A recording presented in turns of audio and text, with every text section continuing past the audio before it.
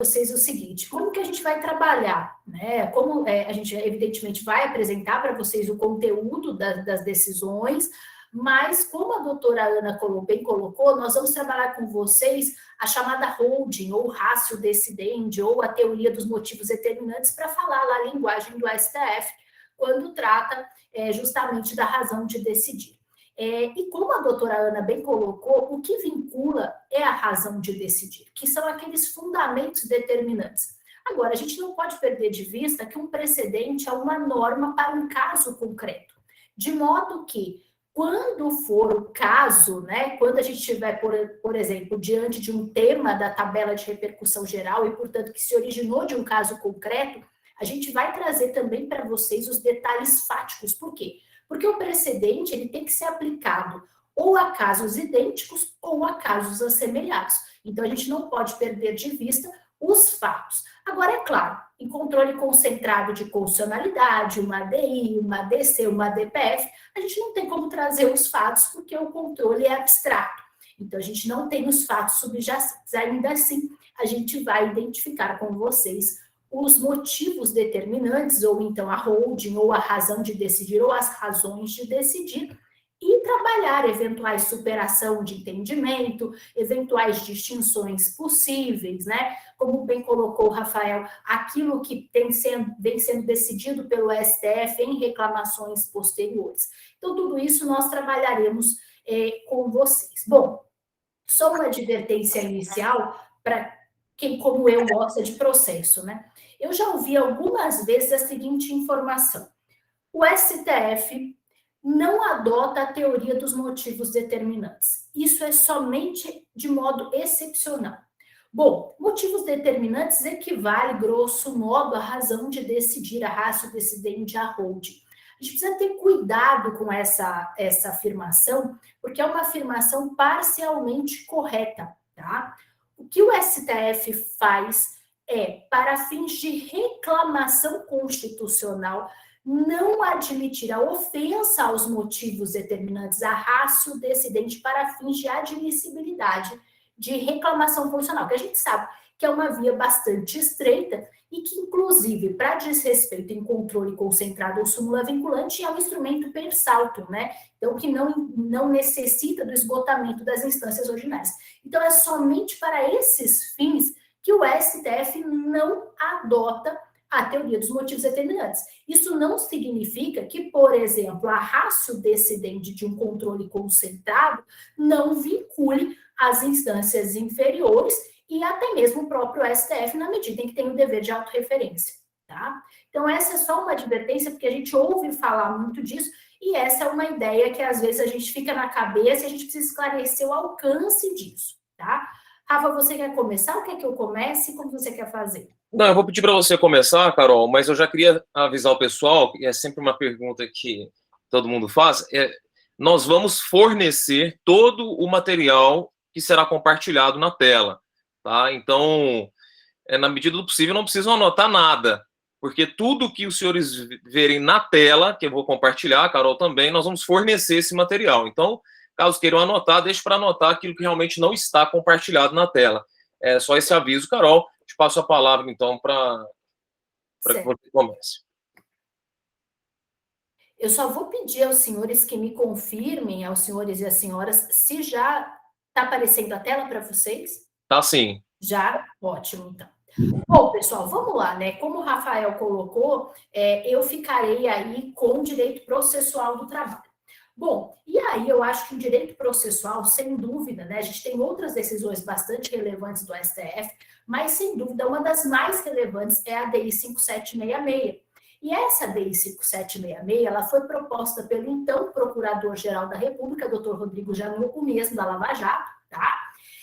Questionando a constitucionalidade de certos dispositivos processuais que foram introduzidos pela Lei 13.467 de 2017, a Lei da Reforma Trabalhista. Bom, então na ADI, que é uma ADI que é um primor, é muito bem redigida, né? Se vocês quiserem, eu posso disponibilizar a peça para vocês, vale aí para fins de estudo, a peça é uma peça de excelência, foi feito na época, inclusive, pela assessoria trabalhista na PGR, Bem, e aí essa peça questiona, né, essa inicial questionava a constitucionalidade dos artigos 790b, caput, parágrafo 4º, 791A, parágrafo 4º, e também o artigo 844, parágrafo 2º da CLT. Bom, eu trago aqui para vocês, só para a gente relembrar qual que é o objeto dessa ADI. Bom, o artigo 790b é o que fala de honorários periciais, tá? E esse artigo, então, ele, com a redação conferida pela Lei da Reforma Trabalhista, preceitua, então, que a responsabilidade pelo pagamento dos honorários periciais é da parte sucumbente na pretensão objeto da perícia, ainda que beneficiária da justiça gratuita. E o seu parágrafo 4º, ele trata da hipótese em que o beneficiário da justiça gratuita percebe em outro processo, em juízo, portanto, créditos capazes de suportar a despesa referente aos honorários periciais. Bem, 791 é o que trata de honorários advocatícios. E aí, não foi questionada na DI 5766 o caput, e somente o parágrafo 4º. E o parágrafo 4º, ele preceitua o seguinte: vencido o beneficiário da justiça gratuita, desde que não tenha obtido em juízo, ainda que em outro processo, créditos capazes de suportar a despesa, as obrigações decorrentes de sua sucumbência ficarão sob condição suspensiva de exigibilidade e somente poderão ser executadas se nos 2 anos subsequentes ao trânsito em julgado da decisão que a certificou, o credor demonstrar que deixou de existir a situação de insuficiência de recursos que justificou a concessão da gratuidade, extinguindo-se, passado esse prazo, tais obrigações do beneficiário. E aí, pessoal, o 884, parágrafo 2º, que é o caso em que ocorre o arquivamento da reclamação trabalhista, porque o reclamante não comparece e não justifica a sua ausência no prazo de 15 dias. E aí o parágrafo 2º do artigo 884 da CLT, ele dispõe que nesse caso de arquivamento da ação trabalhista em virtude do não comparecimento na audiência, o reclamante, ainda que beneficiário da justiça gratuita, deve fazer o pagamento das custas processuais.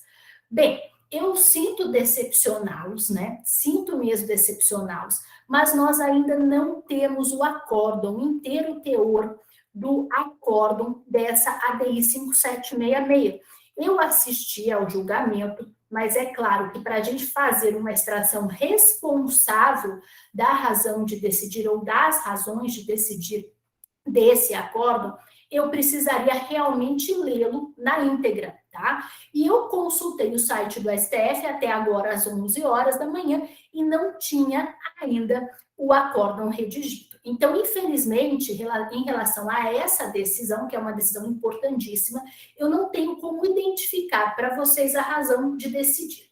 Agora, eu posso dizer para vocês que quando a gente assiste, né, o julgamento, a gente verifica que os fundamentos foram acesso à justiça, assistência jurídica integral e gratuita, então 2 direitos fundamentais, artigo 5º, inciso 35, artigo 5º, inciso 78, e mais a questão da Lei da Reforma Trabalhista ter feito uma inversão na presunção. Veja, a pessoa é beneficiária da justiça gratuita, e aí você presume que se ela perceber créditos em outro processo, ela deixa de ser hipossuficiente. E isso acaba prejudicando e inibindo o acesso à justiça. Então, isso é o que foi discutido, na verdade, na sessão de julgamento. Agora, a gente não consegue, eu não consigo dizer para vocês os motivos determinantes dessa decisão, porque o acórdão ainda não foi publicado. O que a gente tem, portanto, é que os artigos 790b, caput, parágrafo 4º, e o 791, somente o parágrafo 4º, foram declarados inconstitucionais. Já o artigo 884, parágrafo 2º, que é aquele da ausência do reclamante, ainda que beneficiário da justiça gratuita, e pagamento das custas, foi declarado constitucional, tá bom? Então, é uma decepção, né, realmente, mas eu me comprometo, inclusive, a enviar à escola judicial assim que sair, que for publicado o acórdão, que eu não sei exatamente quando isso vai acontecer, mas eu me comprometo, já faria a leitura de qualquer forma, a identificar essa razão de decidir e a passar esse material por escrito para as senhoras e para os senhores. Enfim, me desculpe, mas eu tenho que lembrá-los, evidentemente, dessa decisão. Rafael, você quer que eu continue ou você quer falar alguma coisa? Não, eu quero falar algumas coisas sobre essa decisão. Na verdade, o que acontece, pessoal? O primeiro grande problema que surgiu foi em razão da extensão da conclusão do julgado. Porque quando você olha a petição inicial do PGR, a petição inicial da ADI,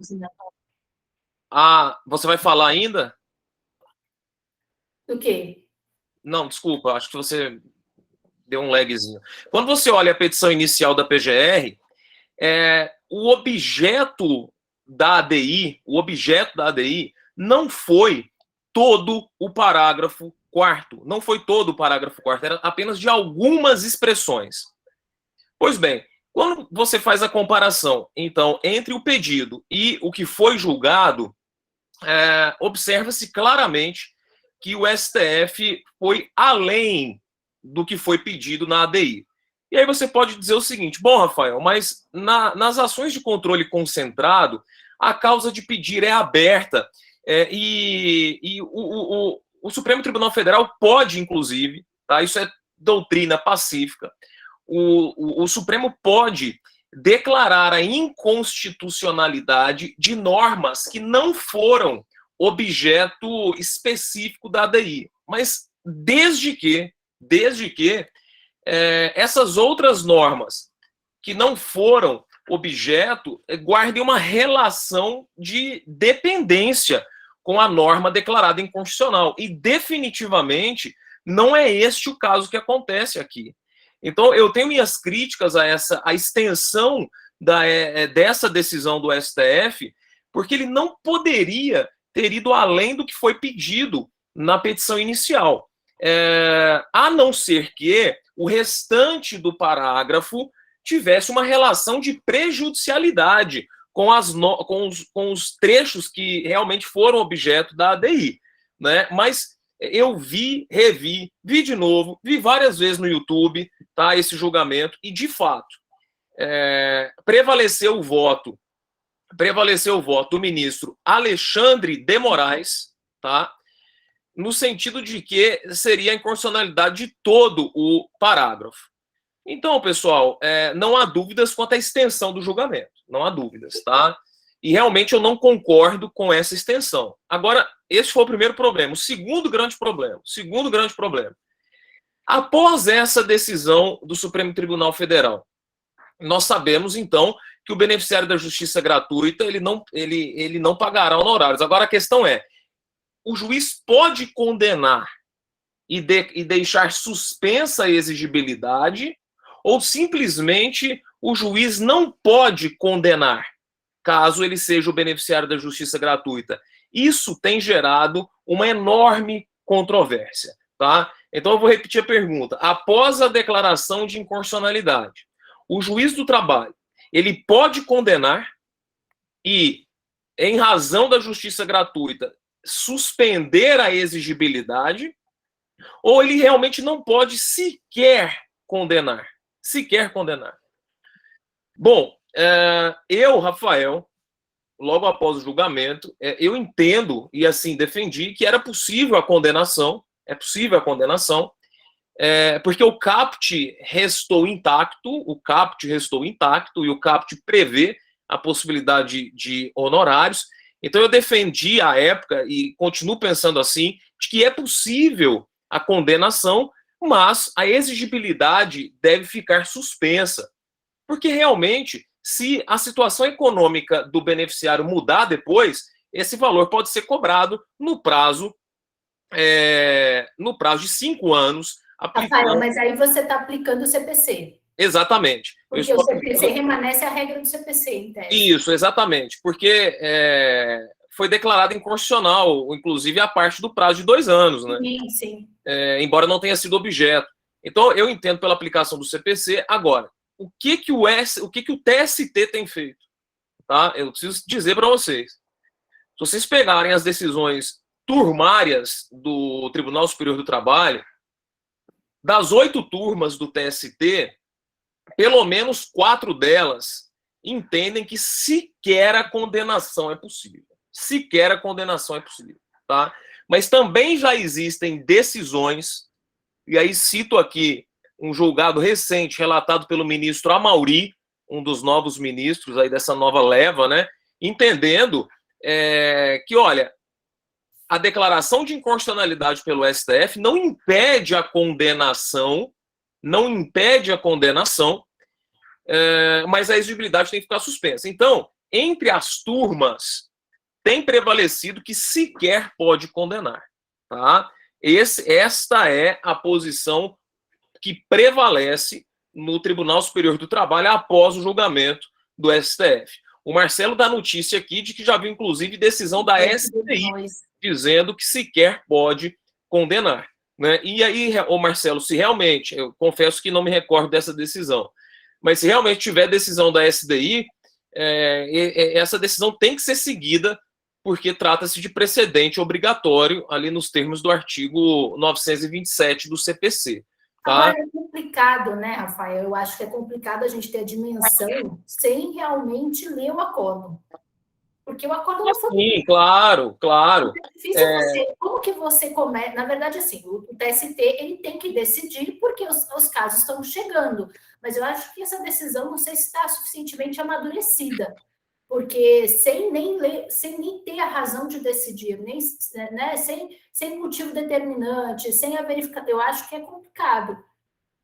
Enfim, às vezes é um pouco prematuro, né? Às vezes a gente tem discussões que se colocam naquele momento, mas que infelizmente só vão se classificar depois, porque às vezes precisa um pouco de amadurecimento. O Marcelo colocou aqui, ó. Aí, ó. Ação rescisória, honorário de quase sucumbência. Inconstitucionalidade. Porque não cabe, Marcelo, se você copiar e colar, o Google não permite que você copie todo o julgado, tá? Eu quero colocar aqui para vocês. Foi do Balazeiro, Rafael. Sim. Balazeiro, que é baiano. Baiano, exatamente. Eu quero colocar aqui para vocês o julgado no qual o ministro Amauri, inclusive em data posterior, salvo engano, a essa decisão da SDI, decidiu que era possível a condenação. Então tá aí o julgamento do ministro Amauri, tá? Tá aí o número do julgado. Nesses que eu mandei para vocês aí no chat, tá? Então são 2 processos, na verdade 3, né? 3 processos aí. O ministro Amauri entendeu possível a condenação desde que a exigibilidade ficasse suspensa, tá? Então é isso, pessoal. Essas são as controvérsias após o julgamento do STF. E aí esse é o grande problema, né, Carol? Porque os julgados do STF, eles vinculam desde o julgamento, não precisa nem esperar o acórdão ser publicado. Mas como que vincula se nós não temos o acórdão? E aí vira realmente essa salada de frutas, tá? Não, é porque, na verdade, nesse caso, o que vincula já é, de fato, dispositivo.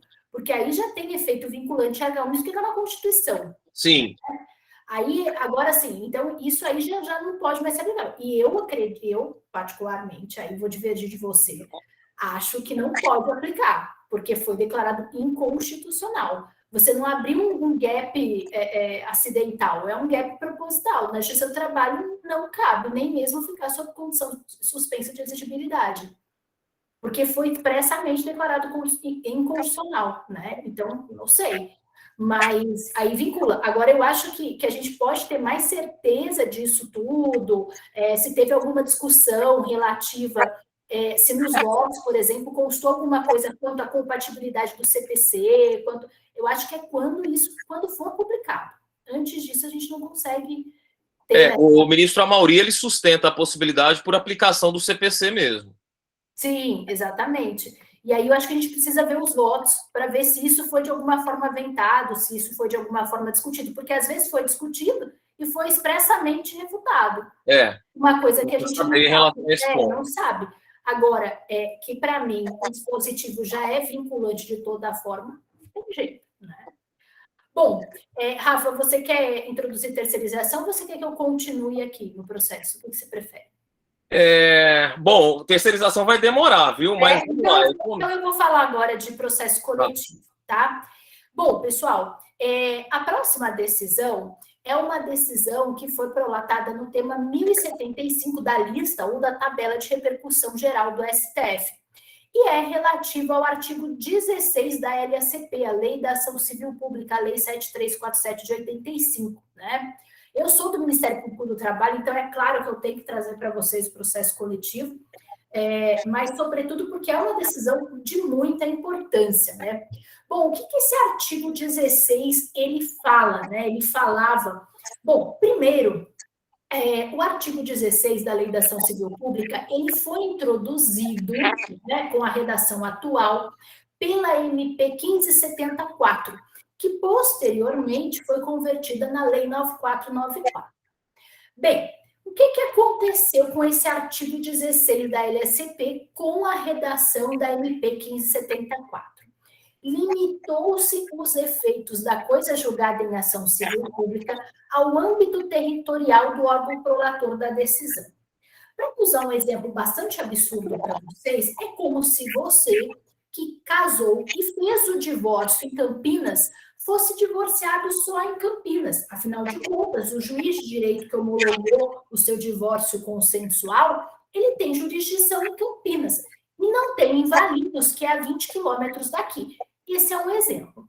É absurdo, mas era isso que dizia a Lei da Ação Civil Pública, de acordo com o artigo 16, com a redação conferida pela MP 1574, tá?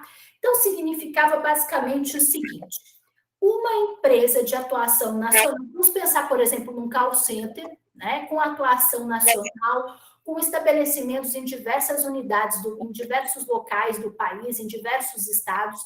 O que essa empresa, qual era a sistemática? Então, o Ministério Público do Trabalho entrava com uma ação civil pública, então, dizendo que aquela empresa praticava assédio moral. Obtinha um comando confirmando e acolhendo, portanto, os pedidos iniciais da CP e condenando a empresa a se abster de praticar assédio moral. Só que ele entrava, por exemplo, em Ribeirão Preto, porque a empresa tinha estabelecimento em Ribeirão Preto, ou tem estabelecimento em Campinas. Bom, o que acontecia? Acontecia que a sentença dessa ação civil pública tinha efeitos limitados, ou em Ribeirão Preto ou em Campinas. Por exemplo, o estabelecimento da empresa no Rio de Janeiro, em Salvador, que cometesse a mesma prática de assédio moral, o Ministério Público ou outro legitimado teria que ingressar com outra ação civil pública. Essa era a limitação territorial dos efeitos da coisa julgada em ação civil pública. Então, repito, o artigo 16, com a redação conferida pela MP 1574, limita os efeitos territoriais da coisa julgada em ação civil pública ao âmbito de competência do órgão prolator da decisão. Bom, esse artigo 16 sempre foi o objeto de uma luta intransigente por parte do Ministério Público do Trabalho. O Ministério Público do Trabalho sempre combateu com muito afinco esse artigo 16 e sempre disse que, na verdade, era inconstitucional. Isso sempre foi dessa forma. Bem, o que aconteceu, então? Rafa, eu vou fechar. Rafa, você pode fechar seu áudio, que eu acho que está dando interferência. Bom, o que aconteceu, então, a partir desse artigo 16, né? Eu costumo dizer o seguinte: tem dois momentos que vale referenciar aí em que esse artigo 16 teve a sua constitucionalidade questionada perante o STF. O primeiro momento foi em controle concentrado, a DI 1576. E essa DI veio a ser extinta sem resolução do mérito, porque Entre a propositura da ADI e o seu julgamento, a MP 1570 foi convertida na Lei 9494. E aí o que aconteceu foi que não foi providenciado o aditamento. Então, essa ADI foi extinta sem resolução do mérito. E depois, o STF começou a receber diversas alegações de inconstitucionalidade do artigo 16. E sempre dizendo, o artigo 16 não, a questão da validade do artigo 16 não se coloca em termos constitucionais, isto é, não espelha uma questão constitucional, uma questão infraconstitucional. Bem, e isso ficou reafirmado em um segundo momento bastante importante da jurisprudência do STF, que foi no tema 715 da tabela de repercussão geral, de relatoria do ministro Gilmar Mendes, tá? Nesse tema 715, o Supremo Tribunal Federal disse, olha, essa questão não só não tem repercussão geral, como sequer tem contornos constitucionais. Bem, o que aconteceu, então, coerente com essa postura do STF de que o artigo 16, a sua constitucionalidade ou não, né, era algo que não se travestia numa questão constitucional, e sim de meramente compatibilidade entre as normas infraconstitucionais, a jurisprudência dos tribunais superiores foi se pacificando acerca do tema. E eu digo que, felizmente, foi se pacificando no sentido da não aplicação do artigo 16 da LSP. Bom, da não aplicação, isso. No TST, a título ilustrativo, nós temos os informativos 41 e 78, que trazem aí decisões no sentido da não aplicação do artigo 16 pela sua incompatibilidade sistêmica. Então, sequer havia arguição, discussão da sua inconstitucionalidade, porque o Supremo já dizia que não havia questão constitucional aí. Bem, o STJ, em recurso especial repetitivo 1243887-RS, 1243887-RS, também dizia a mesma coisa, firmou o entendimento, precedente obrigatório, de que, na verdade, e essas são palavras do relator, né, o artigo 16 da LSP baralha conceitos de coisa julgada e competência, tá? Bom, então estava tudo bastante acomodado, né? Estava até bastante confortável para o Ministério Público, que não precisava nem alegar inconstitucionalidade do artigo 16 e sequer se submeter à cláusula de reserva de plenário nas suas ações civis públicas. Bem, acontece que veio o tema 1075 de relatoria do ministro Alexandre de Moraes, certo? Bom, então, em fevereiro de 2020, o ministro Alexandre de Moraes, o plenário do STF, o plenário virtual, reconhece a repercussão geral da matéria. Então, já começa a ficar uma coisa esquisita. Peraí, o STF sempre disse que a questão não tinha contornos constitucionais e muito menos repercussão geral. Agora, já vem dizendo que a questão tem cunho constitucional, isto é, será que o artigo 16 da LSP é inconstitucional? E ainda reconhece a repercussão geral. Só que aí, como desgraça pouca é bobagem, o que aconteceu foi que no dia 20/4 do mesmo ano, o ministro Alexandre de Moraes determina, em deliberação monocrática, a suspensão nacional de todos os processos individuais e coletivos nos quais se discutia a constitucionalidade do artigo 16 da Lei 7347/85. E aí, misericórdia de Jesus, por quê? 90% das ações civis públicas tinham discussão quanto à constitucionalidade do artigo 16 da Lei 7347/85, né?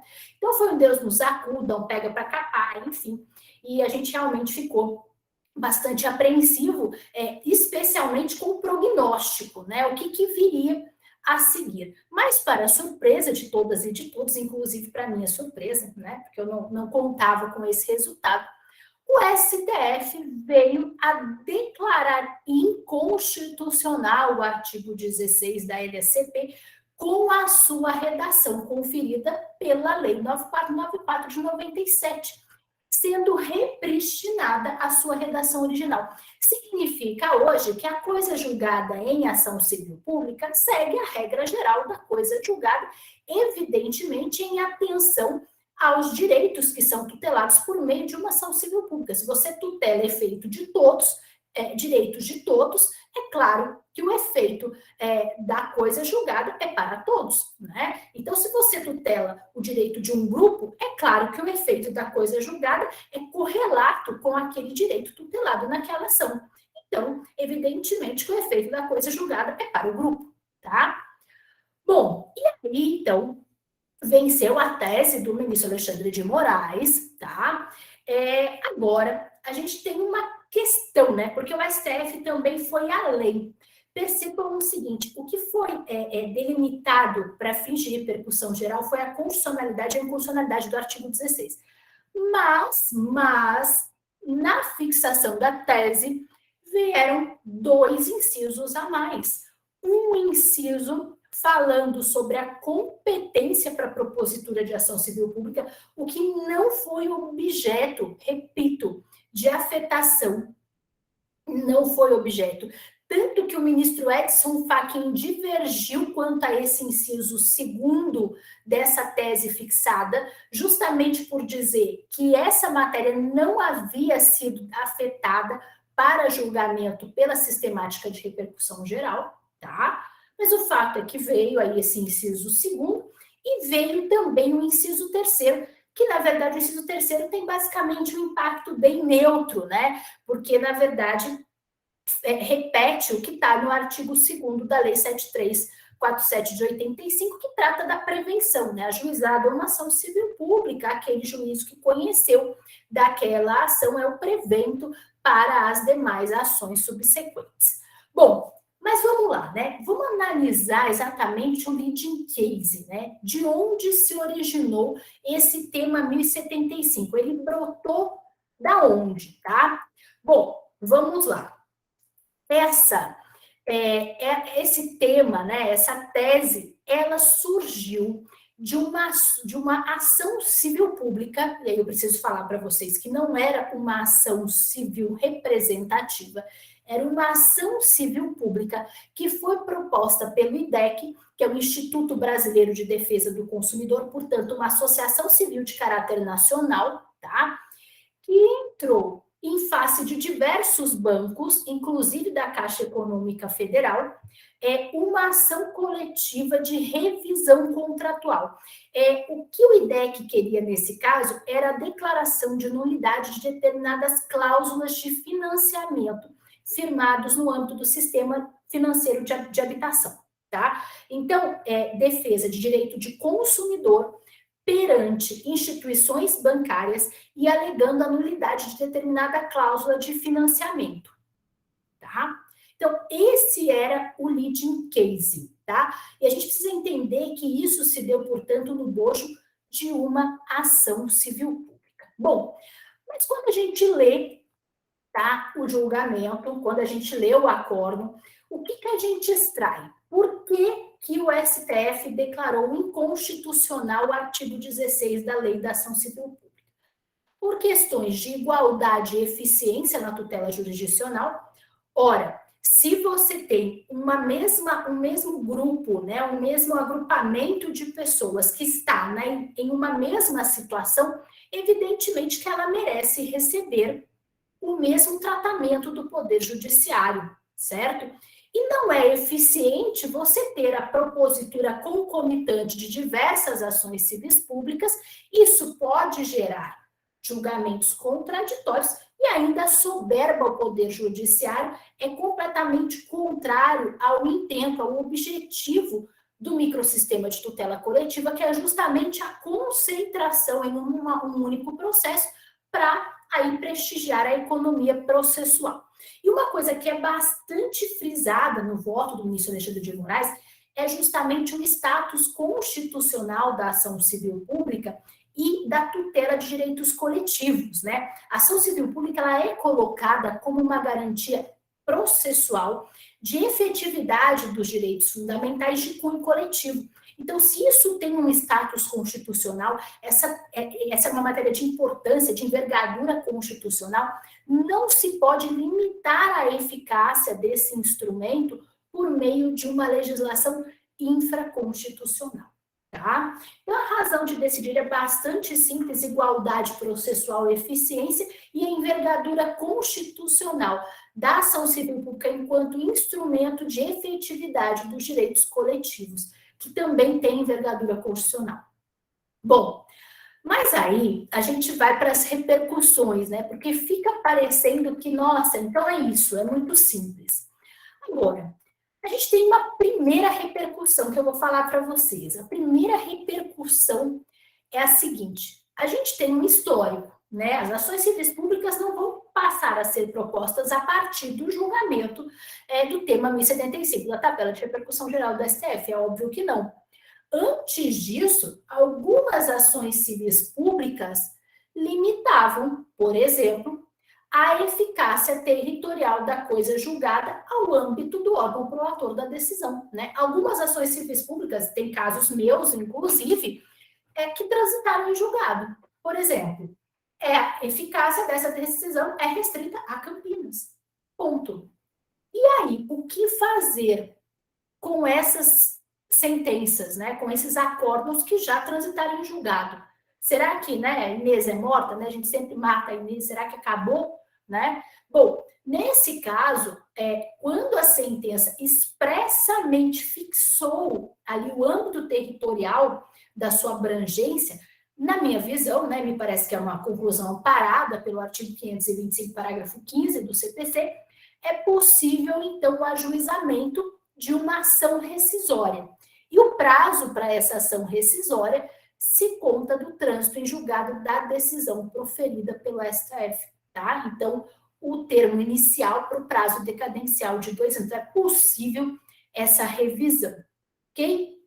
Bom, essa é uma primeira repercussão. Agora, a gente tem uma outra repercussão que decorre desse item 2, que, como eu falei para vocês, sequer tinha sido afetado para julgamento pela sistemática de repercussão geral, sequer, tá?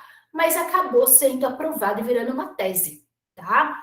E aí, o ministro Alexandre de Moraes e os demais ministros também expressam expressamente a preocupação de que os colegitimados ativos não façam o que a gente chama de fórum shopping, né? O que é o fórum shopping? É quando você faz aquela escolha discricionária dentre os diversos fóruns competentes, aquele que melhor favorece os seus interesses. Então, por exemplo, eu sei que a doutora Ana tem posicionamento em outros casos pretéritos que são mais afinados com aquilo que o Ministério Público do Trabalho pretende em determinada ação civil pública. E já a doutora Silvia Vale tem posicionamentos menos afinados.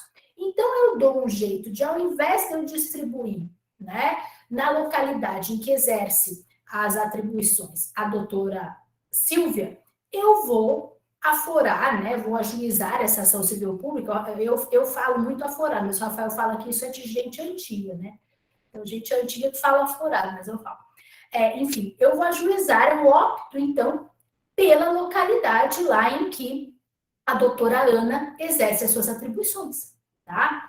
Então, o ministro Alexandre de Moraes, ele teve essa preocupação de evitar essa escolha discricionária entre os diversos fóruns concorrentes, porque, se vocês pensarem numa empresa como, sei lá, o Banco do Brasil, a Caixa Econômica Federal, que tem estabelecimentos em todo o território nacional, qualquer localidade dessas poderia ter uma ação civil pública, evidentemente, de efeitos nacionais. Bem, então, o que estabeleceu a nossa Corte Suprema, em questão que não estava afetada para julgamento por meio da sistemática de repercussão geral, que era para se observar o disposto no artigo 93, inciso 2º do Código de Defesa do Consumidor, tá?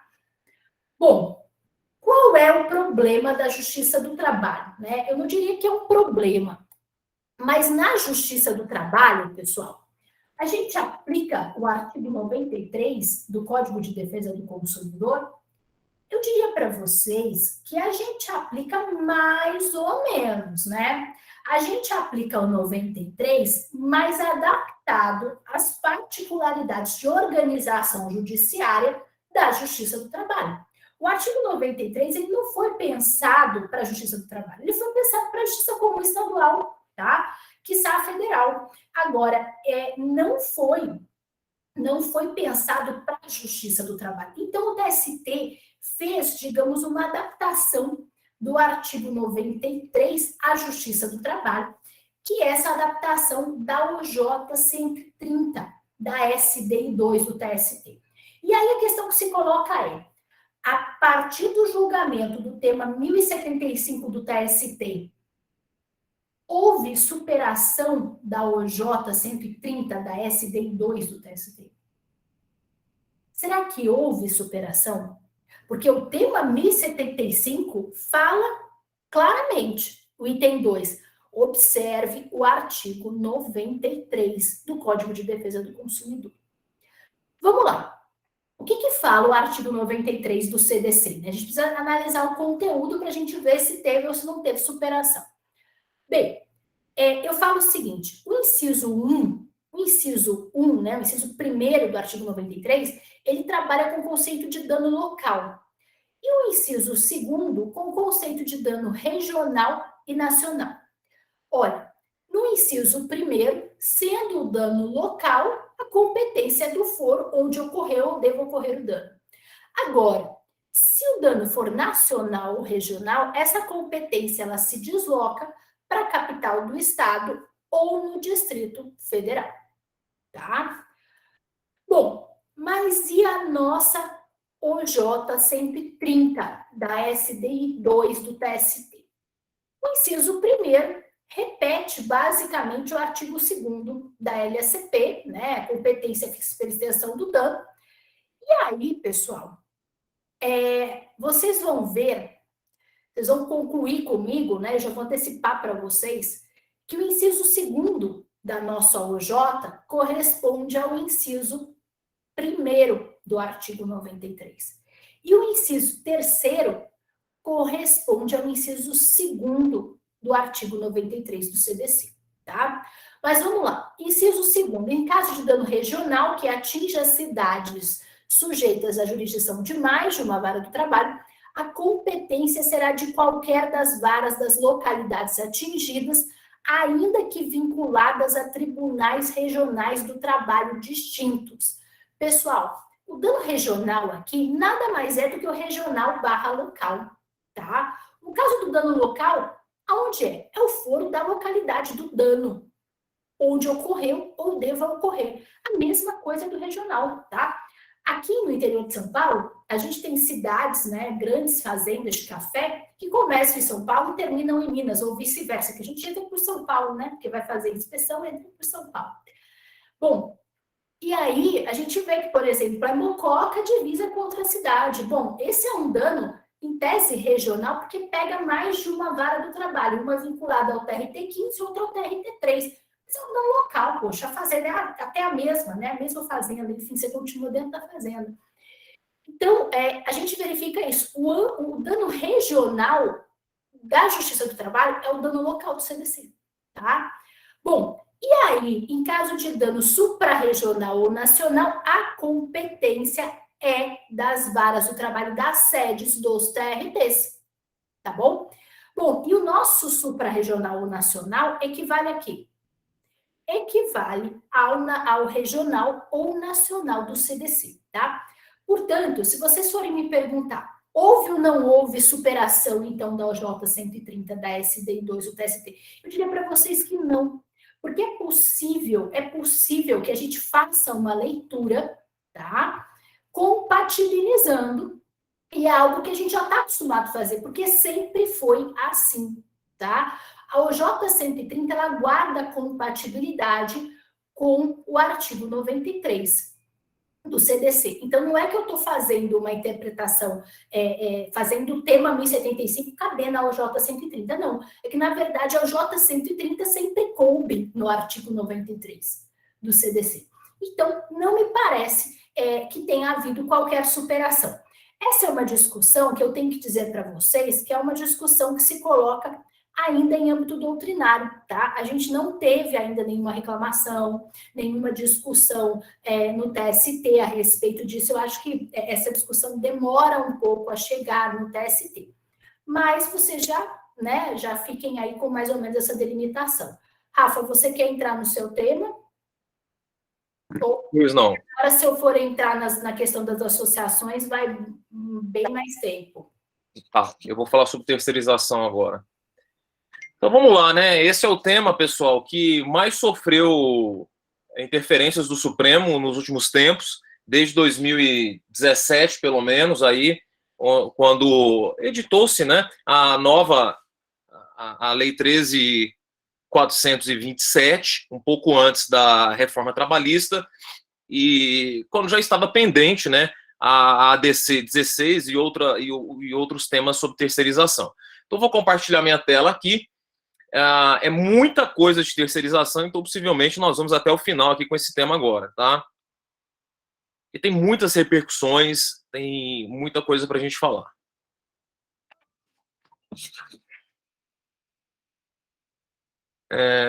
Pessoal, eu estou com alguma questão de segurança aqui que não está deixando eu compartilhar minha tela. Só um minuto. Vamos ver se vai dar certo aqui.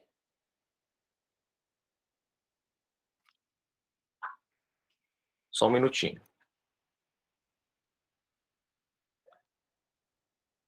Ver se eu consigo aqui. É uma configuração que vem no Mac e o Google Meet não deixa compartilhar a tela. É impressionante. Deixa eu ver aqui. Se você quiser me mandar o arquivo, eu compartilho aqui. Quer? Quero. Só um minuto. Tá. Você só me avisa se pode mandar pelo meu WhatsApp.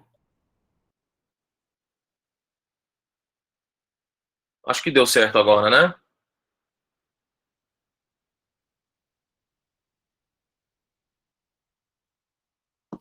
Acho que sim. Bom, vamos lá. Apareceu aí, pessoal?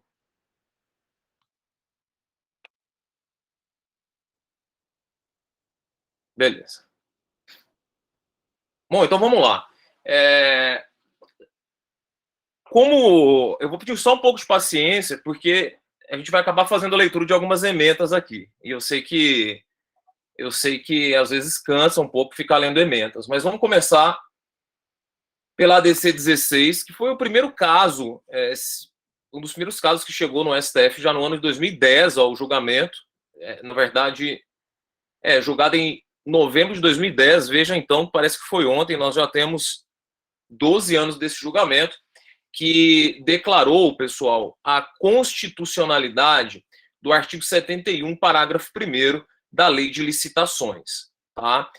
O que diz o artigo 71, parágrafo 1º da Lei de Licitações, a Lei 8666? Esse artigo diz que a responsabilidade pelo pagamento das verbas trabalhistas é da empresa contratada e não se transfere essa responsabilidade para a administração pública.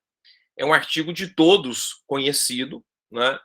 E como a Justiça do Trabalho, ela estava meio que nas palavras do STF, tá? A Justiça do Trabalho estava passando por cima desse artigo 71, parágrafo 1º, e declarando e condenando a administração pública pelo mero inadimplemento das verbas trabalhistas. Então, neste julgado, o STF declara constitucional o dispositivo, era uma ADC, tá?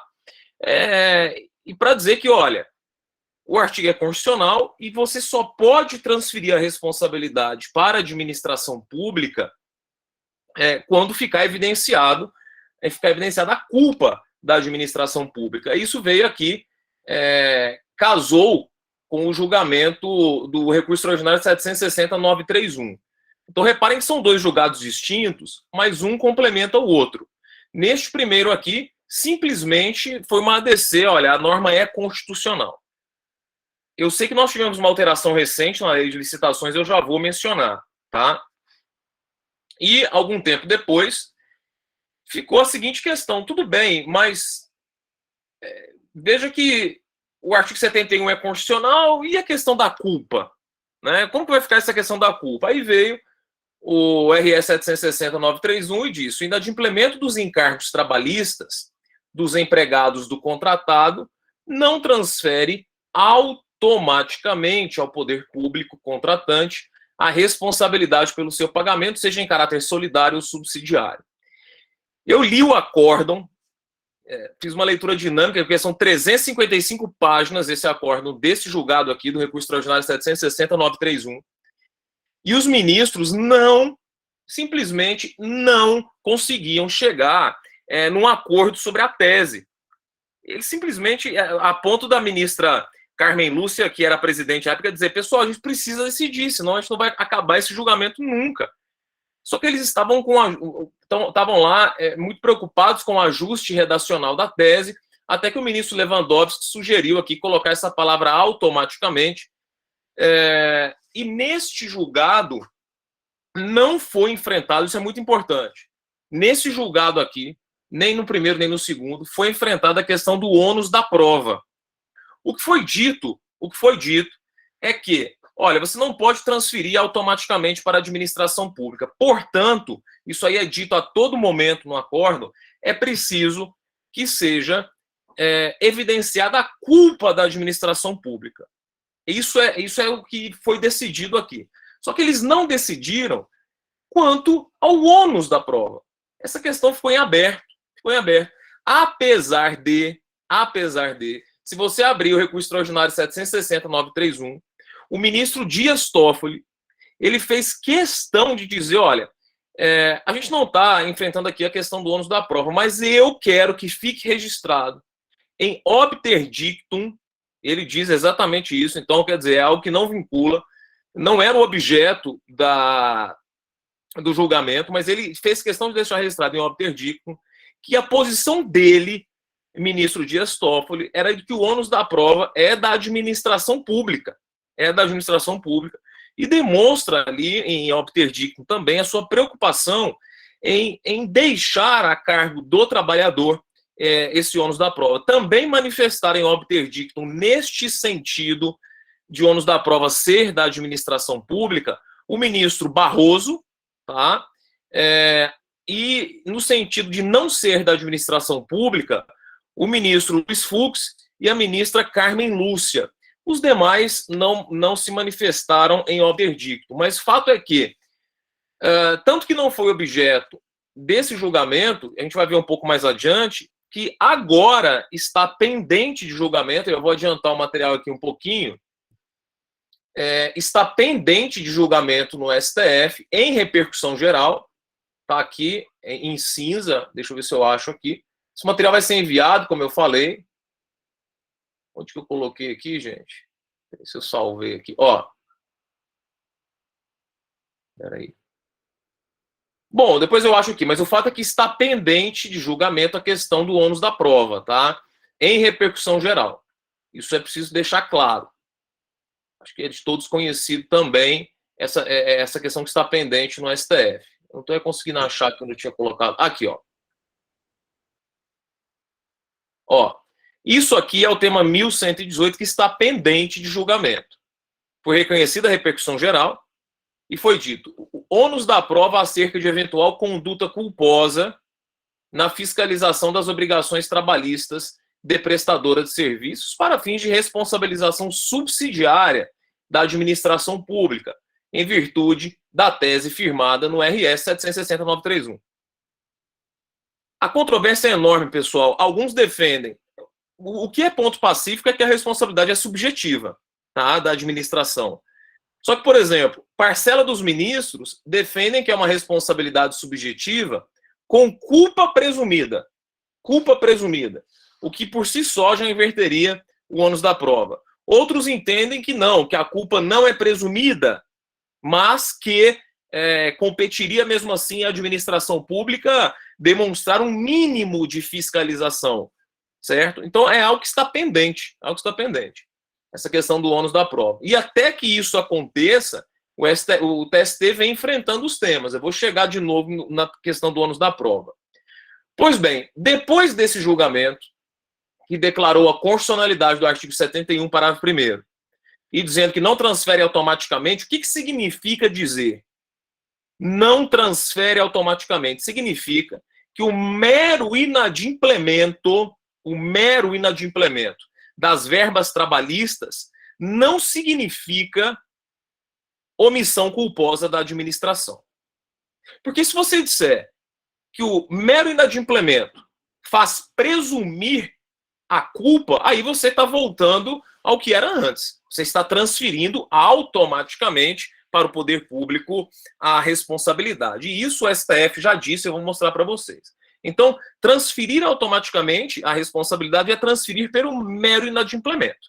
E isso está impossibilitado, porque violaria, então, a ADC 16 e o tema 246. Pois bem, depois desse julgamento, nós tivemos a edição no ano passado, foi o ano passado, está passando tudo tão rápido nessa pandemia, uma nova lei de licitações. Nós temos uma nova lei de licitações, tá?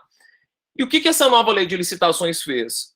Ela copia e cola o artigo 71 antigo da Lei 8666 de 93, só que ela acrescenta agora à nova redação legal o entendimento firmado pelo STF.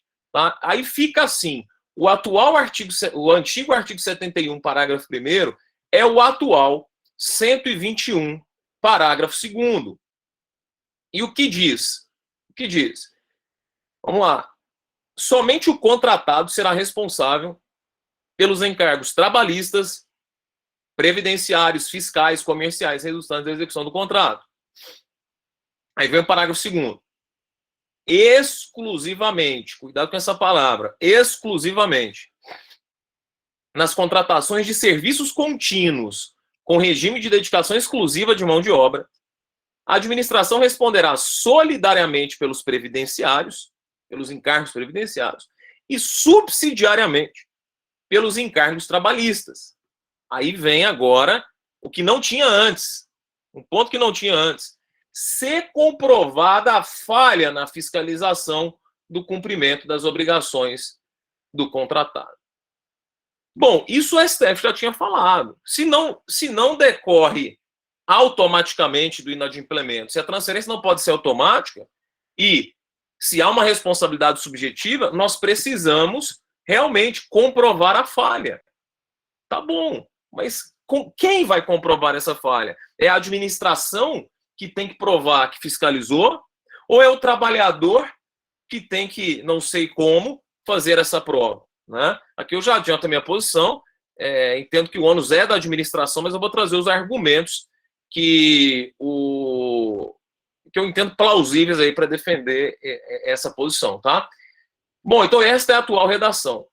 Algo de novo também na nova lei de licitações foi a inclusão dessa expressão aqui, pessoal, ó, exclusivamente nas contratações de serviços contínuos com regime de dedicação exclusiva de mão de obra. Isso aqui não tinha antes. O que a lei está dizendo? Olha, a administração pública só vai responder subsidiariamente quando se tratar de serviços contínuos com regime de dedicação exclusiva de mão de obra. Trazendo para a prática é o seguinte, imagine que uma empresa de segurança privada, tá? Vamos lá, vamos pensar aqui, Miziara Segurança Privada. Aí eu tenho um contrato com a União para fornecer seguranças para o TRT-5.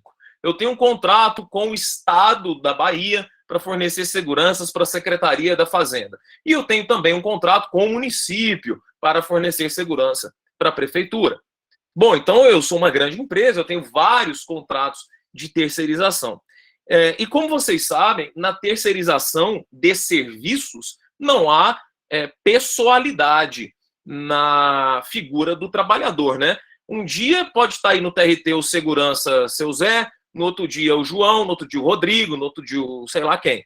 Então, cada dia pode estar um segurança diferente, porque, veja, a União está contratando o serviço, não é o empregado A, B ou C.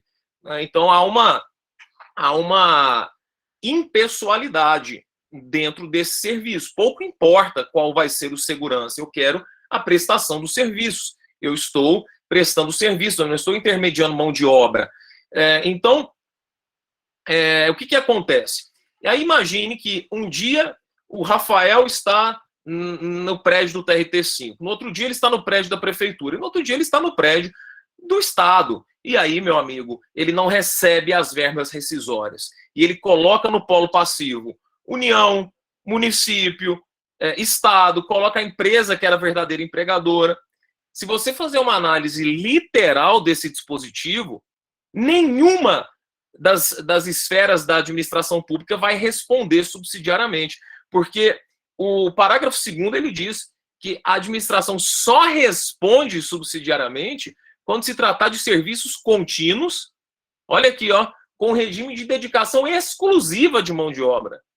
Ora, me parece que depois de anos que a jurisprudência demorou para se pacificar aí contra essa questão do artigo 71, nós temos um outro grande problema. E quando não se tratar de dedicação exclusiva de mão de obra? A administração não responde? Não é?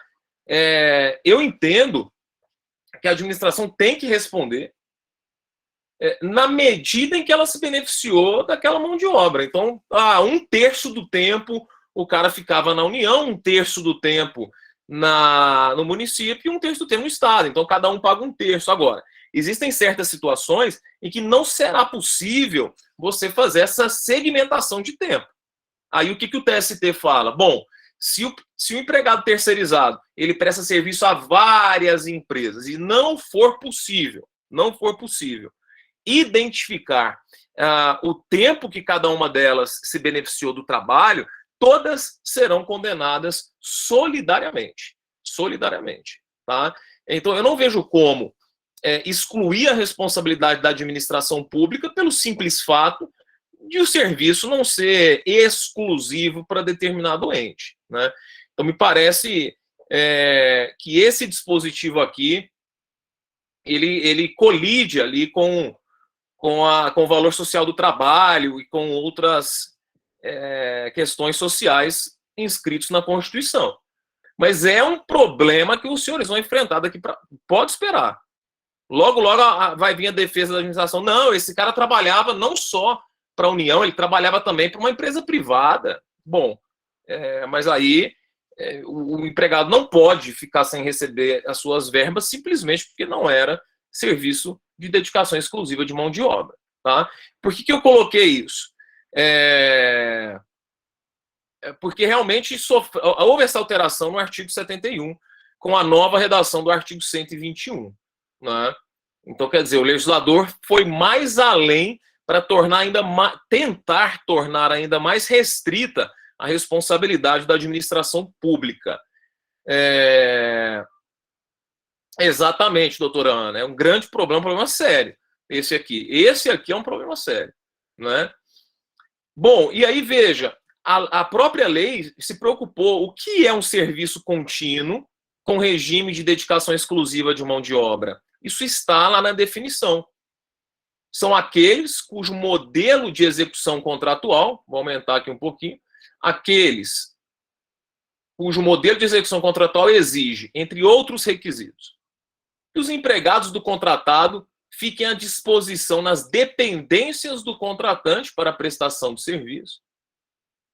O contratado não compartilhe os recursos humanos e materiais disponíveis de uma contratação para execução simultânea de outros contratos. Então, veja, meus amigos, veja que a nova lei de licitações, ela acaba impondo ao contratado uma pessoalidade, quer dizer, do empregado.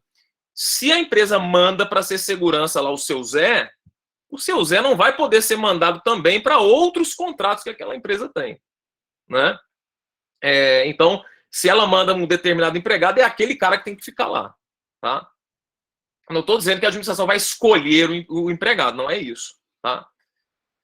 E se o contratado possibilite a fiscalização pelo contratante quanto à distribuição, controle e supervisão dos recursos humanos alocados aos seus contratos. Então, isso é o regime de dedicação exclusiva de mão de obra. E, por outro lado, a lei também conceitua o que é um serviço não contínuo. Não contínuo. que é aquele que impõe ao contratado o dever de realizar a prestação de um serviço específico em período pré-determinado. Então, quer dizer, neste caso, a administração também não responde subsidiariamente, porque a lei está dizendo, ela só vai responder subsidiariamente nos casos de serviços contínuos, com regime de dedicação exclusiva de mão de obra. E nos não contínuos, ou contratados por escopo, que está aqui, aqueles que são específicos em um período pré-determinado. Então, por exemplo, imagine que a administração pública vai fazer um evento, um show, sei lá, prefeito gosta de show, né, essas coisas, e a administração vai contratar uma empresa para prestar serviço naquele evento específico. Pela nova lei de licitações, a administração não responde subsidiariamente, o que me parece também colidir aí com a Constituição, tá? Então, pessoal, esses problemas serão enfrentados ainda, tá? Ainda. A questão do ônus da prova está pendente. Enquanto isso, enquanto o STF não decide a questão do ônus da prova, qual é a posição do Tribunal Superior do Trabalho, já pacificada pela SDI? A SDI, uma belíssima ementa aqui, vocês vão receber o material, não vou fazer a leitura de toda a ementa, tá? Mas foi um voto, foi uma ementa aqui da SDI, que em mais de uma ocasião já disse que o ônus da prova é da administração pública. Essa é a posição da SDI, tá? Cita aqui um julgado do ministro Cláudio Brandão, aí, né, oriundo do TRT5. Em resumo, cabe ao ente público o encargo de demonstrar a vigilância adequada no cumprimento das obrigações trabalhistas pela empresa prestadora de serviços, tá? E com razão, meus amigos, com razão a SDI. Por quê? Quando você olha para a lei de licitações, seja antiga, seja nova, existem inúmeros dispositivos, inúmeros, determinando à administração pública a fiscalização do contrato. Veja, não se concebe que a administração pública terceirize e não tenha tudo documentado.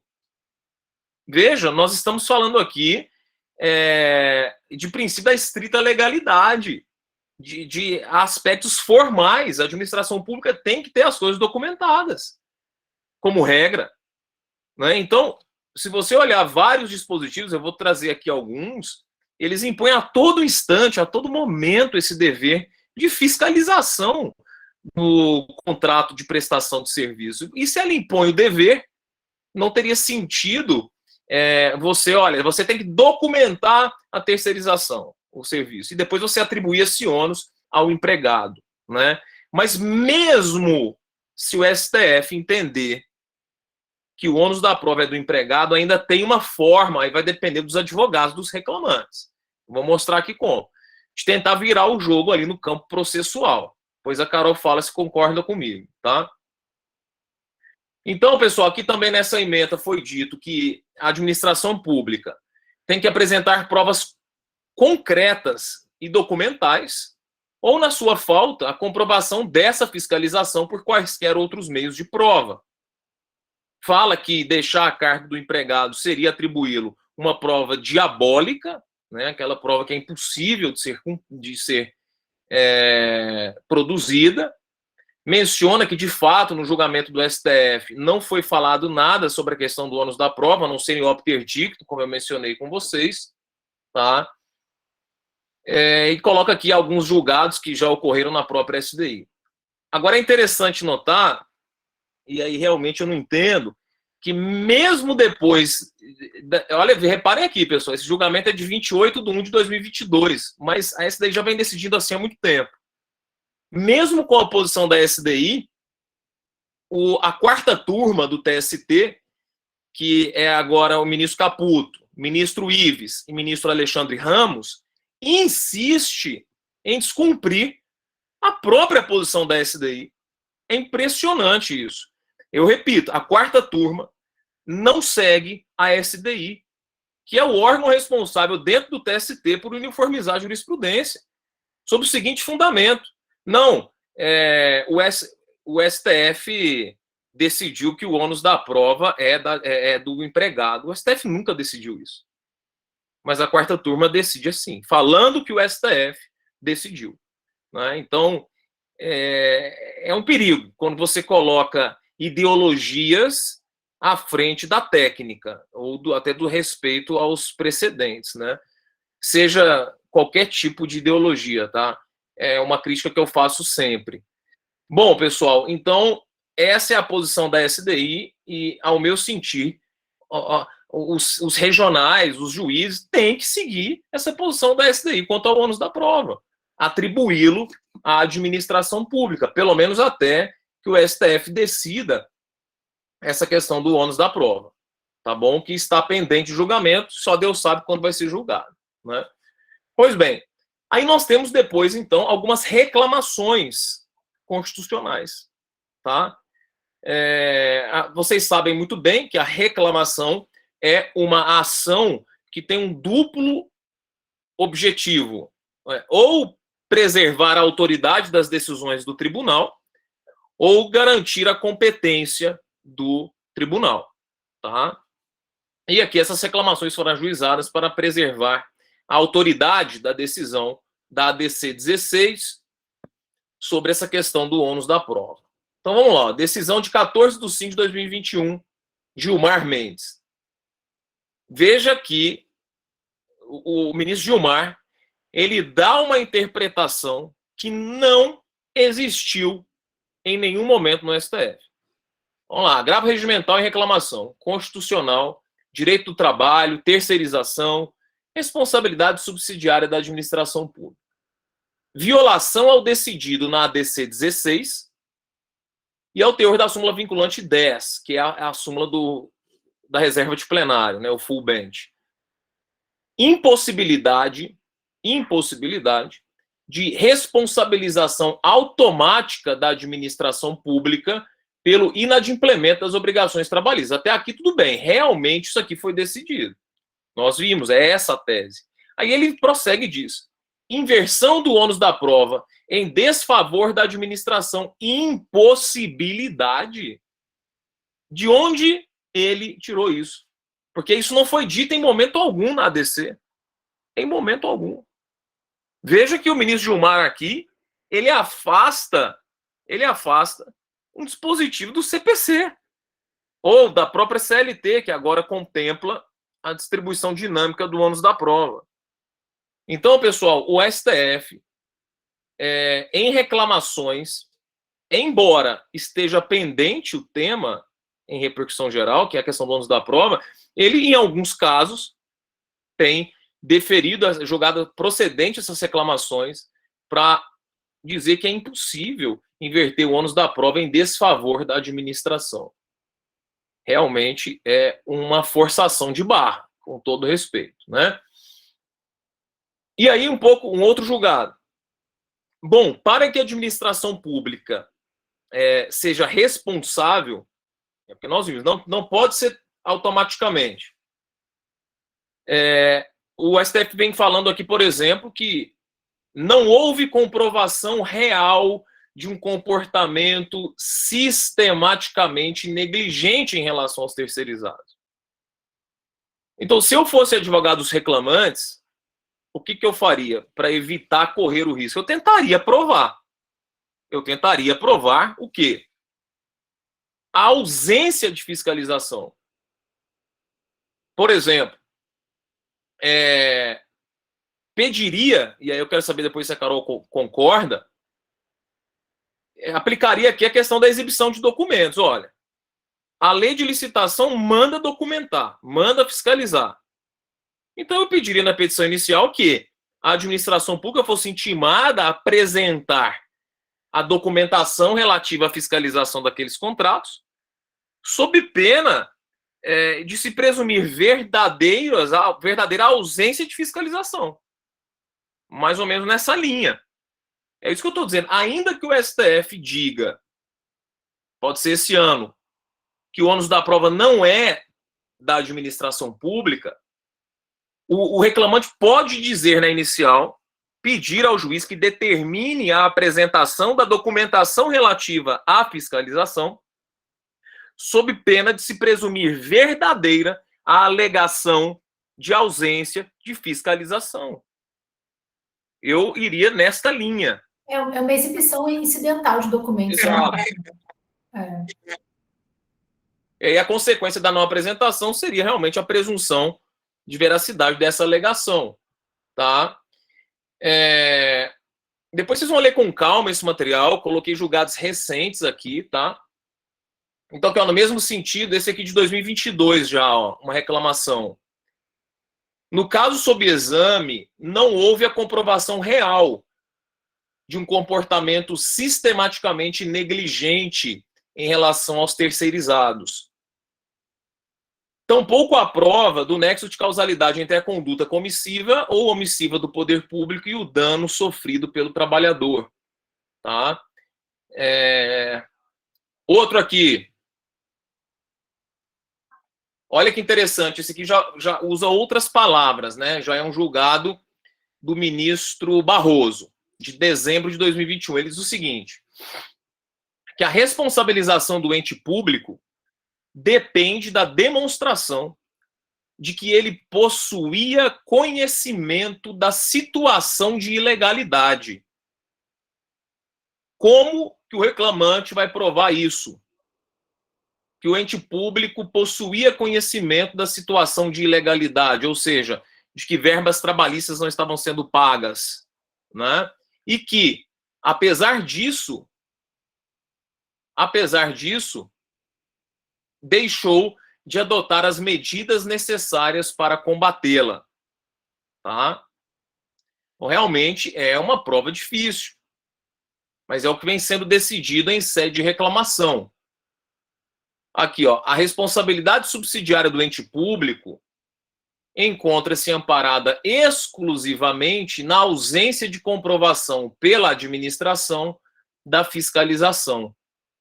E é engraçado que quando você vai no julgamento do recurso extraordinário sobre a transferência automática de responsabilidade, o Barroso disse lá em obter dictum que o ônus da prova deveria ser do trabalhador. Aí parece que nesses julgados recentes ele já mudou de ideia, ele já entende que o ônus da prova é realmente do trabalhador, né? Então aqui também entendeu violado o precedente, porque a condenação se deu exclusivamente na ausência de comprovação pela administração. Então, pessoal, pode saber, se condenar, vai seguir a SDI, tá? Vai seguir a SDI. O ônus da prova é da administração. Mas o que eu recomendo aí aos juízes, aos assessores, todo mundo, que vá além no voto ou na decisão e diga, olha, o ônus da prova é da administração e ela não comprovou nada. Só que além disso, aí vai depender um pouco do advogado reclamante.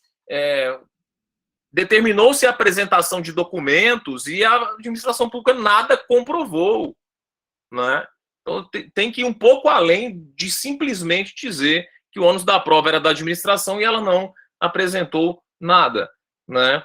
Então, aí, se ela deixa de apresentar essa documentação, eu entendo que isso é uma prova de que ela foi negligente na fiscalização. Então, veja, seria um duplo argumento. Primeiro, você vai mencionar que que o ônus da prova era dela e ela não se desincumbiu desse ônus. Só que isso não basta, porque o STF vai derrubar. Você tem que dizer o seguinte, que aí tem que deixar expresso, né, no acórdão, que a ausência de juntada de documentos por parte da administração pública demonstra a sua conduta culposa em razão da negligência em fiscalizar o contrato. Porque aí, se isso fica fixado no acórdão, o STF não vai fazer o reexame da matéria fática, né? Não tem como.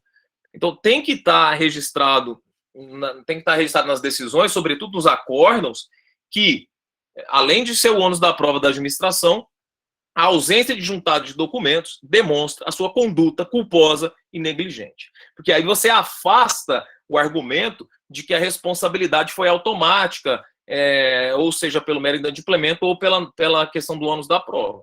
Né? O que está acontecendo, na verdade? Essas decisões do STF, elas têm trazido um ônus argumentativo para o judiciário trabalhista, um pouco mais pesado, né, mais detalhista, e também para os advogados dos reclamantes. Né? Então, aqui, pessoal, se decidir com base no mero inadimplemento ou com base na mera questão do ônus da prova, o STF vai derrubar. Vocês estão vendo aí as várias reclamações, essas são só algumas que eu coloquei, tá?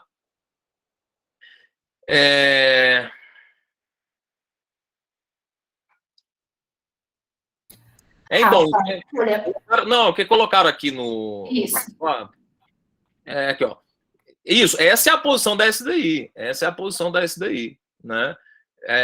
Agora sim, o reclamante alega: eu não recebi as verbas trabalhistas ao longo do contrato e a culpa também é da administração porque ela não fiscalizou o contrato. Veja, e aí o ministro Fux deixou essa preocupação lá no acordo. Ele falou: olha, se o reclamante está alegando que houve ausência de fiscalização, o ônus da prova é dele. É dele. Só que a partir do momento que a administração vem e diz: não, eu fiscalizei, aí ela atrai o ônus, né? Porque aí ela está alegando um fato impeditivo. Aí ela atraiu o ônus, tá? Tem que ter cuidado com essas questões mesmo. Pois bem, aqui eu preciso falar também, pessoal, pouca gente nota a diferença entre inversão do ônus da prova e distribuição dinâmica do ônus da prova. Aí sim, se o STF dá um jeitinho para tudo, e aqui o que a gente está vendo é dar um jeitinho mesmo para afastar as condenações da administração pública, a gente tem argumentos também para dar um jeitinho, para fundamentar. O STF vem e fala: não pode a inversão do ônus da prova em desfavor da administração. Simples, não pode a inversão, mas pode a distribuição dinâmica do ônus da prova. São coisas diferentes. Os requisitos são distintos. Quais são os requisitos da inversão do ônus da prova? Está lá no CDC, né? A verossimilhança das alegações, né, que é a probabilidade do direito, e a hipossuficiência de uma das partes. Esses são os requisitos da inversão do ônus da prova. Não tem nada a ver com distribuição dinâmica. Se você olhar, os requisitos são distintos. Na distribuição dinâmica, o requisito é a maior facilidade probatória da outra parte. Né? Então, um instituto não tem relação com o outro. Você pode deixar de fazer a inversão, mas fazer a distribuição dinâmica, demonstrando esses requisitos. Tá? E agora, com previsão expressa na CLT, né? Quando a obtenção da prova for mais fácil para outra parte, então o juiz pode fazer a distribuição dinâmica. Tá? A questão da exibição de documentos eu já falei, é uma outra saída para essa questão, certo? E aí, a nova lei de licitações deixa expressa a questão se comprovada a falha, mas também não diz nada sobre o ônus. Mas quando você olha os outros artigos da lei de licitações, que eu falei que eu ia mencionar, veja que o artigo 50, por exemplo, ele diz que nas contratações de serviços com regime de dedicação exclusiva de mão de obra, o contratado deverá apresentar, quando solicitado pela administração, ou seja, se a administração não solicita, ela está sendo negligente, no mínimo, comprovação do FGTS e do cumprimento das obrigações trabalhistas. Então, veja que o artigo 50 já possibilita a administração determinar à empresa que junte esses comprovantes. Em especial, veja o que a administração pode pedir: registro de ponto, recibo de pagamento de salários, adicionais, horas extras, todas as verbas, comprovante de depósito do FGTS, recibo de concessão e pagamento de férias, recibo de quitação de obrigações trabalhistas, recibo de pagamento do vale transporte e vale alimentação. Então, artigo 50 não deixa dúvidas, né? E tem mais. O artigo 104 diz que a administração tem a prerrogativa de fiscalizar a execução do contrato. E aí não é só o objeto do contrato, não. Aqui é fiscalização em geral, né? Fala que a execução do contrato deverá ser acompanhada e fiscalizada pela administração. Então, assim, nós temos várias normas que determinam essa obrigação. Olha o artigo o parágrafo 3º do 121 vai mais além. Ele diz que nas contratações de serviços contínuos, de dedicação exclusiva de mão de obra, para assegurar o cumprimento das obrigações trabalhistas pelo contratado, a administração pública poderá. Ele coloca poderá aqui propositalmente, né? Mas o simples fato de ela não exigir já demonstra a sua conduta negligente. Isso tem que estar bem dito, né, na decisão.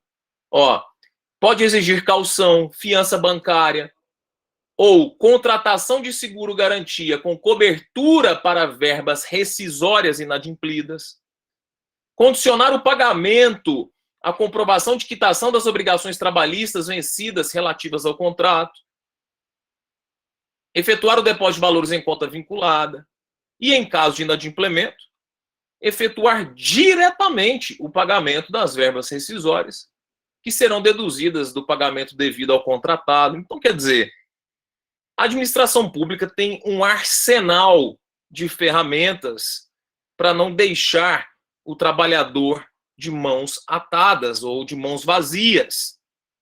Um arsenal de ferramentas. E quer dizer, se ela não tem um mínimo de documentos aptos a comprovar isso, é no mínimo negligência. No mínimo negligência. Tá? Bom.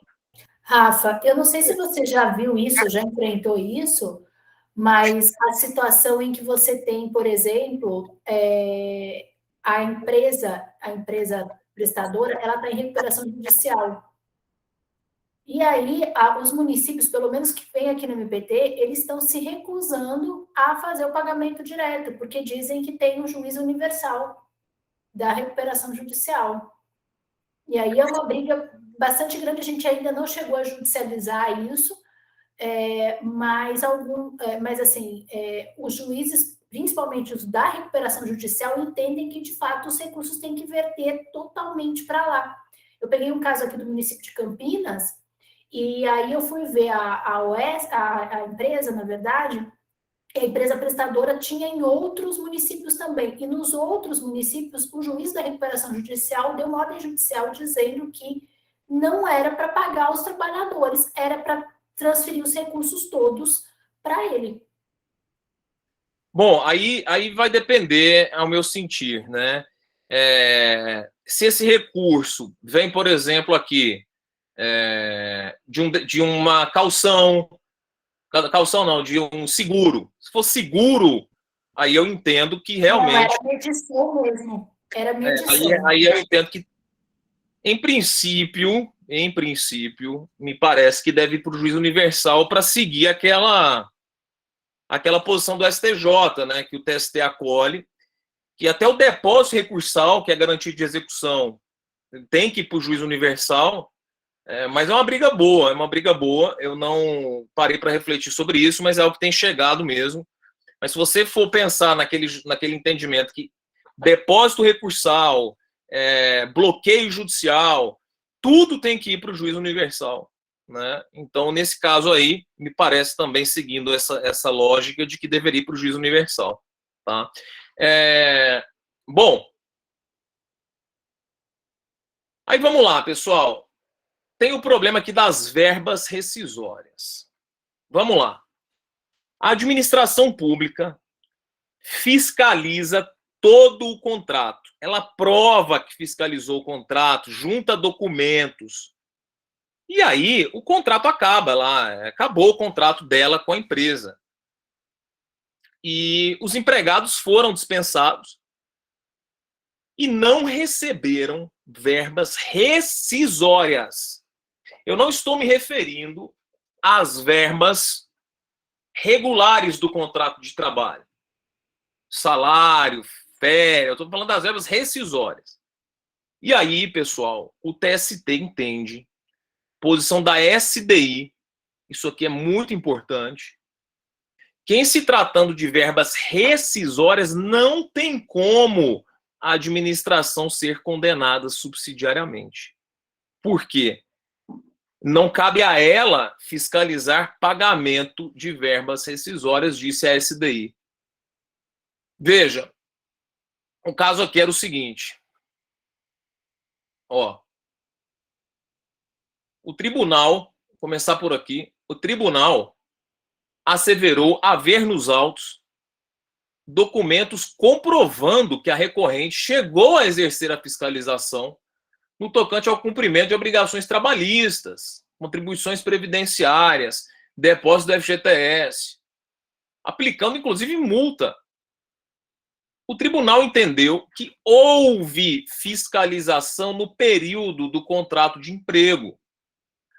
Só que este mesmo tribunal, concluindo pela responsabilização em razão da ausência de notícia de procedimento fiscalizatório no ato de dispensa de trabalhadores. Ante o reconhecimento de verbas rescisórias, é que surgir daí ter a responsabilidade subsidiária da administração pública se dado em razão da inadimplência de parcelas do contrato pela empresa prestadora do serviço. Aí veja, se falha ou ineficiência houve, essa não foi em relação às verbas trabalhistas regulares. A ausência de participação do ente público no ato de rescisão não implica falha na fiscalização, que ocorreu devidamente durante a execução. Então, esse é um julgado importante, porque ele diz respeito exclusivamente a verbas rescisórias. E a SDI, então, entende que a responsabilização subsidiária da administração pública ela só pode recair sobre verbas regulares do contrato de trabalho, aquelas verbas do cotidiano, né? Agora, vamos supor que o trabalhador ajuize uma ação um ano depois para pedir um ticket de alimentação que era controvertido, né? Aí a administração, por exemplo, também não pode ser responsabilizada, tá? Então, ela só vai ser responsabilizada em razão de verbas regulares do contrato de trabalho. Ok? Então, decisão de 13/8/2021 da SDI, relatoria do ministro Breno Medeiros. Tá? Também é muito comum você ver condenações da administração pública sob o argumento, não, ela se beneficiou do trabalho. Então, condenação subsidiária. Esse argumento também tem sido derrubado no STF. Tá aqui, decisão de fevereiro de 2021. A responsabilidade subsidiária da hora reclamante encontra-se embasada exclusivamente na condição de beneficiária do serviço prestado, de modo que foi violada a tese jurídica firmada na ADC 16 e no RS 760.931. Então, também é um fundamento frágil hoje em dia. Tá?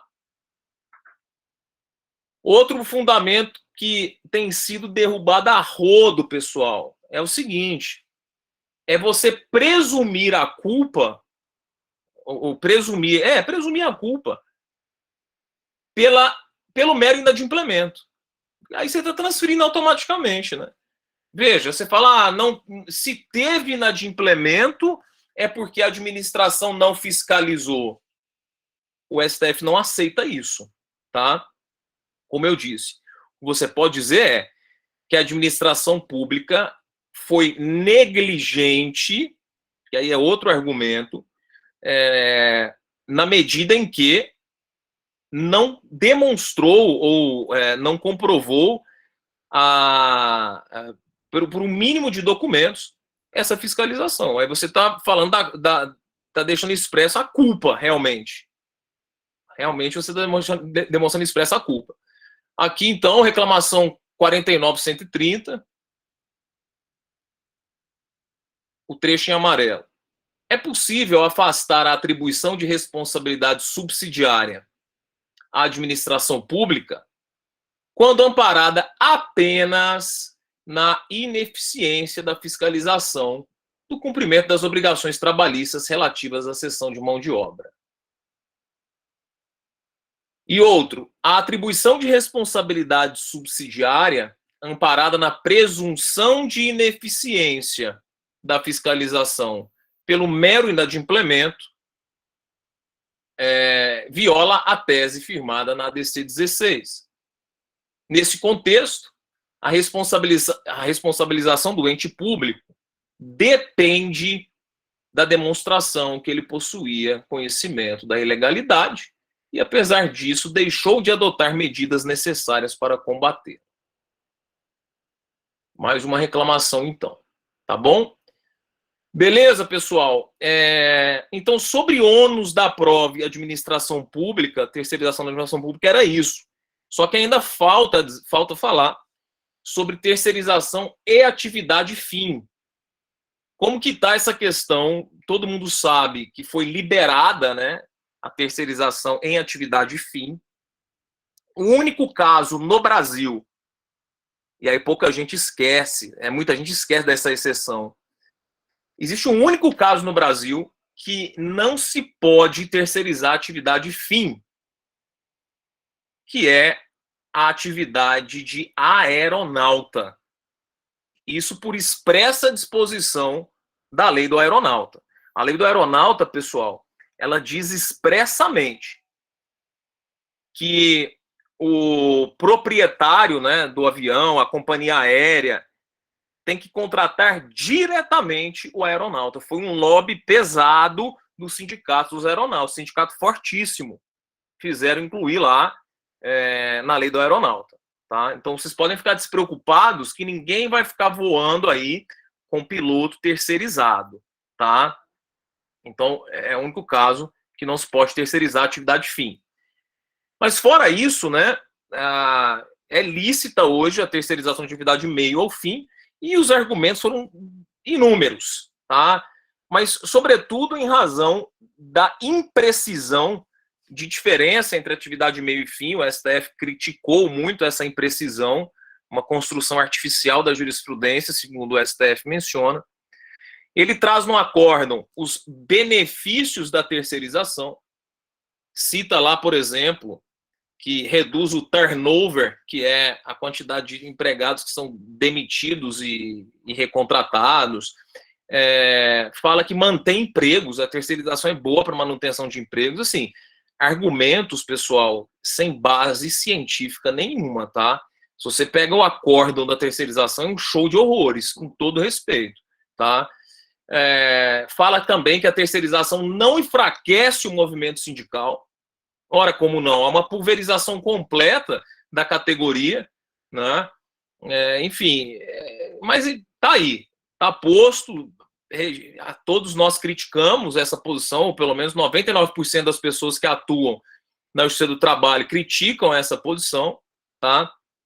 Mas a tese firmada foi que é lícita a terceirização ou qualquer outra forma de divisão do trabalho entre pessoas jurídicas distintas, independentemente do objeto social das empresas envolvidas, mantida a responsabilidade subsidiária da empresa contratante. E ainda, complementando esta tese do tema 2725, nós temos a ADPF 324. É lícita a terceirização de toda e qualquer atividade meio ou fim, não configurando relação de emprego entre a contratante e o empregado da contratada. 2. Na terceirização, compete à contratante verificar a idoneidade e a capacidade econômica da terceirizada. 2. Responder subsidiariamente pelo descumprimento de normas trabalhistas, bem como por obrigações previdenciárias. A grande pergunta que nós devemos fazer depois desse julgado do STF é: o que torna hoje uma terceirização ilícita? Essa é a grande pergunta, né? Porque antes, pessoal, a causa de pedir era basicamente uma: é atividade fim, ilicitude. Agora as coisas estão bem mais complicadas. Se antes era uma matéria fática bem tranquila de ser decidida, hoje é extremamente complexo você analisar a licitude de uma terceirização. Porque nós tivemos essa decisão do STF, nós tivemos uma lei nova sobre o tema, trazendo inúmeros requisitos de validade para terceirização. Então, a empresa hoje, para terceirizar, ela tem que ter um corpo jurídico muito bem estruturado, ela tem que ser uma grande empresa.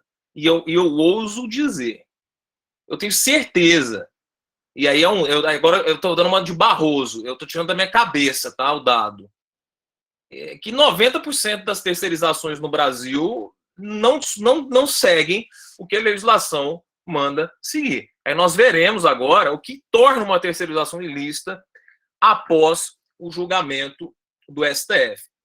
Vamos deixar de analisar a dicotomia atividade meio e fim para analisar outros aspectos, tá?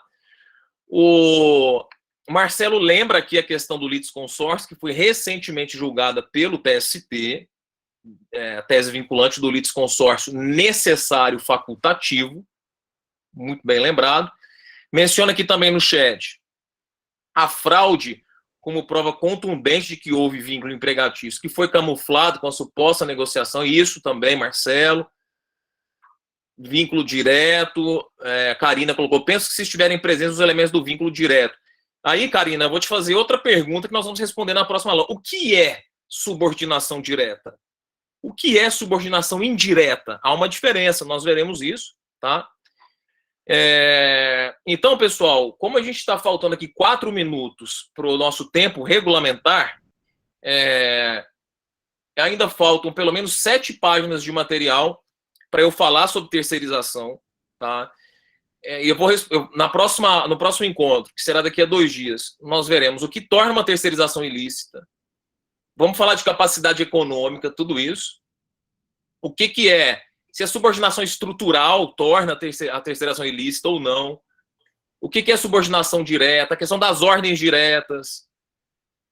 E é o tema, isso chega mais para vocês do que a questão da administração pública, tá? Chega mais do que... Depois, por fim, a questão da isonomia salarial. Mas, como a gente está com 3 minutos faltando, eu não vou iniciar. Só fiz a leitura das teses para a gente já ir amadurecendo o tema. Tá bom? Então, Carol, eu devolvo a palavra aí a você e a nossa querida doutora Ana Paola. Bom, pessoal, eu também, se eu for começar a falar de processo coletivo, especialmente a questão de legitimidade de associação, eficácia subjetiva da coisa julgada também, 4 minutos, 3 aí, realmente não dá nem para a gente, basicamente, examinar os fatos, né? Então, eu me despeço de vocês, dizendo que para mim foi um prazer estar aqui com vocês, muito obrigada pela atenção, eu espero, falei pouco por quê? Porque o Rafael não me deixa falar, Marcelo. É assim, ele fala que nós somos casados, né? Não sei se vocês perceberam aí pelo Miziara Marzola, mas nós somos casados e aqui em casa é o contrário, quem fala mais é ele, né? Quando vai viajar, ele não para de falar. Eu fico olhando assim, sabe? Para ver se para paisagem, para ver se eu consigo ter um minuto de paz na cabeça, mas ele fica falando. Bom, vocês sabem que o Ministério Público acusa indevidamente muitas vezes, eu vou deixar para exercer o contraditório no próximo encontro. Coitado. Gente, mas obrigada. Qualquer coisa que vocês tenham de consideração, alguma decisão que vocês queiram que a gente aborde com vocês, por favor, a gente está absolutamente aberta aí para as críticas e sugestões, enfim, viu? Muito obrigada mesmo pela atenção. Obrigada, doutora Ana Paula. Muito obrigada. Nós é que agradecemos a contribuição de vocês, a aula foi fantástica, estão já ansiosos esperando a continuação na quinta-feira. Obrigado, pessoal. Obrigado, doutora Ana. Obrigada, gente. Boa tarde. Até mais. Tchau. Tchau, tchau.